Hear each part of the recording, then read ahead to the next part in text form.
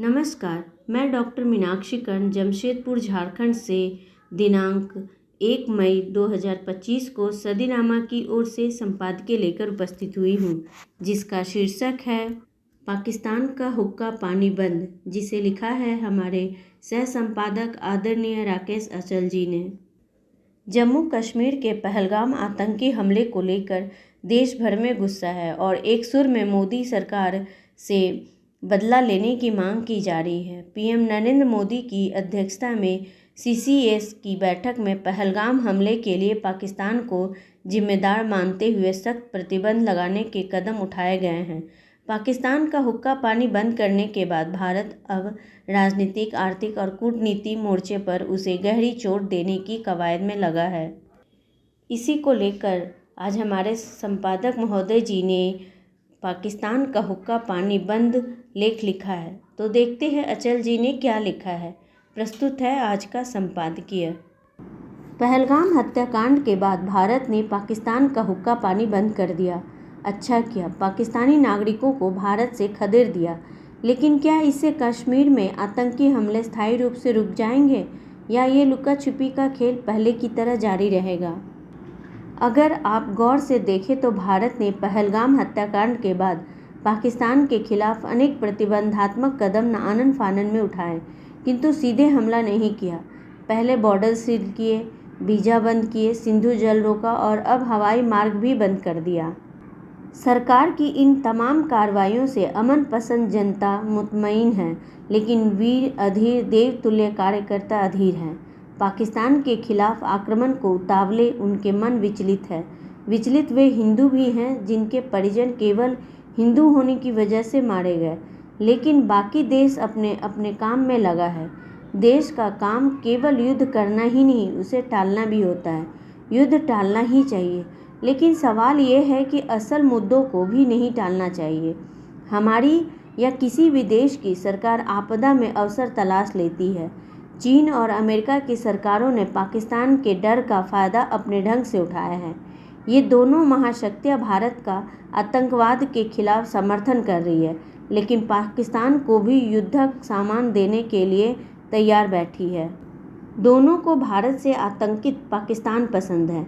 आतंकित और भयभीत पाकिस्तान ही दोनों को मुफीद कर पड़ता है। आने वाले दिनों में भारत और पाकिस्तान की सरकारें युद्ध राग मारू गाकर अपनी जनता को असल मुद्दों से भटकाए रख सकती है। सीमा पर और देश के भीतर तनाव सरकारों को हमेशा फ़ायदा पहुंचाता है। सरकार किस दल की है ये महत्वपूर्ण नहीं होता। कांग्रेस ने अतीत में इस तनाव का लाभ उठाया, आज भाजपा की बारी है। इस माहौल में भी सियासत दबे पांव आगे बढ़ रही है। जातीय जनगणना का मुद्दा अब आम सहमति की ओर बढ़ता नजर आ रहा है। लोकसभा में प्रतिपक्ष के नेता राहुल गांधी ने पहली बार मोदी सरकार का इस मुद्दे पर सशर्त समर्थन किया है। उन्होंने सरकार से जातीय जनगणना की टाइमलाइन बताने को कहा है। राजनीति और प्रेम में यही फ़र्क है। राजनीति बिना शर्त नहीं चलती और प्रेम शर्तें मंजूर नहीं करता। दोनों की तबीयत अपनी है। बहरहाल असल मुद्दा पाकिस्तान और आतंकवाद है। इस मुद्दे पर सरकार ने हमेशा की तरह चुप्पी साध रखी है। चुप्पी सरकार का बिना फल का बाण है, चलता भी है और जान भी नहीं लेता। राम जी ने मारीच को बिना बाण का बाण मारा था और 7 योजना पीछे धकेल दिया था। सरकार बिना युद्ध लड़े पाकिस्तान को 7 योजन पीछे करना चाहती है। युद्ध से पाकिस्तान तो बर्बाद हो जाएगा, लेकिन भारत की भी कमर टूटेगी। भारत पहले से ही अमेरिकी टैरिफ वार की मार झेल रहा है। देश के मौजूदा हालात को देखकर प्रधानमंत्री जी ने अपना रूस दौरा टाल दिया। विक्ट्री डे पर आयोजन समारोह में मोदी जी को शामिल होना था। अब उनके स्थान पर रक्षा मंत्री राजनाथ सिंह रूस जाएंगे। विश्व भ्रमण प्रेमी किसी भी आदमी के लिए अपनी यात्रा स्थगित करना आसान बात नहीं है। देश को मोदी जी का आभारी होना चाहिए। इस संक्रमण काल में अब सब मौन है। न ममता की चर्चा है, न मायावती की, न अखिलेश यादव सुर्खियों में है, न नीतीश कुमार। भाजपा को भी नया अध्यक्ष चुनने से राहत मिली। हालांकि भाजपा राष्ट्रीय अध्यक्ष के चुनाव का भारत पाक तनाव से कोई सरोकार नहीं है। वैसे भी अब भाजपा के लिए अध्यक्ष का चुनाव अब महत्वपूर्ण कार्य नहीं, क्योंकि अब ये तदर्थ पद है।